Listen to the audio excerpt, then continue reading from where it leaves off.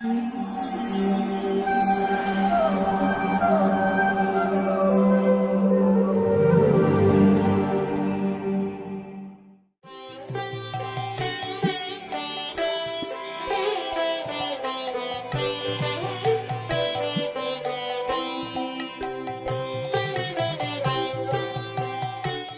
कृष्णा। आज हम बहुत ही अच्छा विषय लेने वाले हैं। कृष्ण कौन है?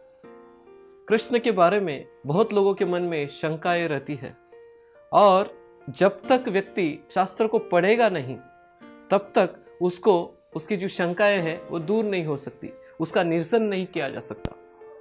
तो ब्रह्मा जी कहते हैं, ईश्वरा परमा कृष्णा सच्चिदानंद विग्रह अनादिरादिर गोविंदा सर्व कारण कारणम। तो ब्रह्मा जी कहते हैं कि ईश्वरा परमा कृष्णा, परम ईश्वर कृष्ण है। वो कैसे है? सच्चिदानंद विग्रह, सच्चित आनंद से बने हुए विग्रह है। और आगे कहते हैं अनादिरादिर गोविंदा सर्व कारण कारणम। उनका कोई ना मूल है, वो ही सबके मूल है। इस प्रकार से वो कहते हैं। और आगे कहते हैं गोविंद मादि पुरुषम तमहम भजामि। उस गोविंद का मैं क्या करता हूं?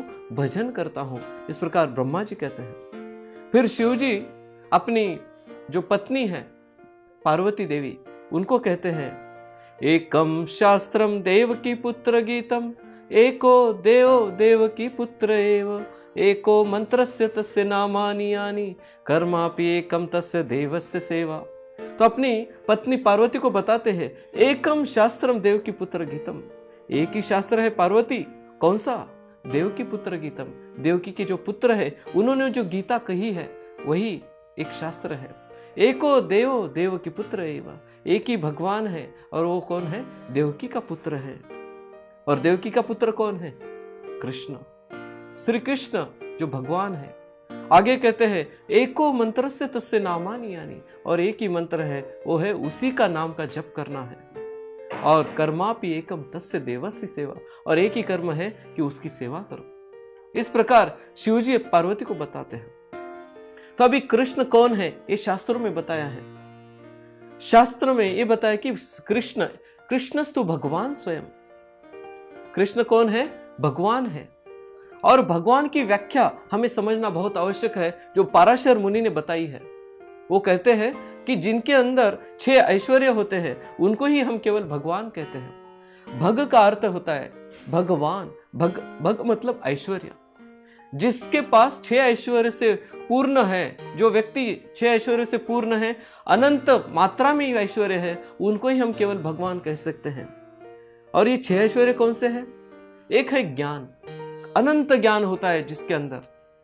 अभी कोई पीएचडी कंप्लीट करता है, पीएचडी की डिग्री प्राप्त करता है, और उसके बाद में अगर वो उसको पूछा जाए कि आपने जिस फील्ड में, जिस क्षेत्र में पीएचडी किया है, क्या वो उसमें आपने परिपूर्णता प्राप्त की है क्या? तो वो आत्मविश्वास के साथ नहीं कह सकता कि मैंने परिपूर्णता प्राप्त की है। तो भगवान भगवद गीता में कहते हैं, वेदा अहम समतितानि वर्तमानानि च अर्जुन भविष्यानि च भूतानि माम तु वेद न कश्चन। हे अर्जुन, मैं सारे कालों को पहचान सकता हूँ, सारे कालों का मुझे ज्ञान है। वर्तमान काल के बारे में भी ज्ञान है, अतीत काल मतलब जो भूतकाल हुआ है उसके बारे में भी ज्ञान है, और भविष्य के बारे में भी मुझे पता है। भविष्य में जो होने वाला है उसके बारे में मुझे पता है, और सारे जीवों के बारे में भी मुझे पता है। लेकिन अर्जुना, मुझे कोई नहीं जान सकता, मुझे कोई समझ नहीं सकता। तो यहां पर कृष्ण बताना चाहते हैं कि पूर्ण ज्ञान उनके पास है। दूसरा है सौंदर्य। जो कृष्ण इतने सुंदर है, जहां पर ब्रह्मा जी ब्रह्म संहिता में कहते हैं, प्रेमांजन छुरित भक्ति विलोचनेना संता सदैव हृदयेषु विलोकयन्ति यम श्याम सुंदरम गुणम अचिंत्य रूपम गोविंदम आदि पुरुषम तमहम भजामि।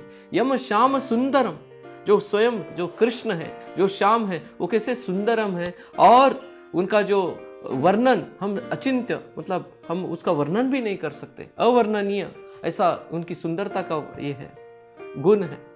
तो ये हो गया ज्ञान। तीसरा जो है वो प्रसिद्धि। तो कृष्ण जो प्रसिद्ध है पूरे ब्रह्मांड में, इसी ब्रह्मांड में नहीं तो अनंत कोटि जितने भी ब्रह्मांड है उसमें भी कृष्ण के बारे में जाना जा सकता है, वहां पर भी प्रसिद्ध है। कृष्ण केवल पृथ्वी पर ही प्रसिद्ध नहीं है, तो ब्रह्मलोक से लेके नीचे पाताल तक सब जगह पर प्रसिद्ध है। उनको हर व्यक्ति पहचानता है, हर जीव पहचानता है। तो ये हो गया प्रसिद्धि।